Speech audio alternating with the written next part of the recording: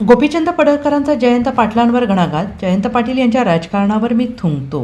जे भाजप पक्षाला जमलं ते काँग्रेस आणि राष्ट्रवादी पक्षाला जमलं नाही. एका काळी 2 खासदार असणारा भाजप आज मोठ्या संख्येनं सदस्य निवडून आणणारा पक्ष बनलेला आहे. सर्वसामान्यांना मोठं करणारा पक्ष म्हणजे भाजप. सगळे सहकारी मित्र आहेत. जतमधून सांगलीला यायला किती वेळ लागत होता, आज किती वेळा जातोय. मी इथून निघाल्यानंतर 1 तासामध्ये जतमध्ये जातो.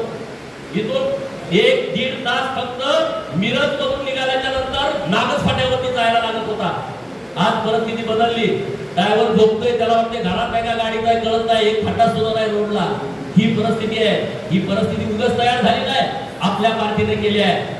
आज ईश्वरपूरवरून सांगलीला येणारा रस्ता, अरे एवढे वर्ष तुम्ही मंत्री आहे, तुमच्या जिंदगीवरती फक्त आले, तुम्हाला रस्ता करता येत नाही. तो माझ्या पार्टीने केलाय, माझ्या नेतृत्वाने केलाय आणि याचा अभिमान आपल्याला असला पाहिजे. दादा रस्ता तुम्ही करू शकत नाही, बदल काय करणार आहे? आणि म्हणून दादांच्या नेतृत्वामध्ये आज आपली जिल्हा परिषद गेली असेल. काही चिंता करू नका, आपले पालकमंत्री आहेत, आपले मुख्यमंत्री आहेत, चिंता करू नका, तुमचं कुठलंच काम थांबणार नाही. Bureau report, SPN Marathi, Sangli.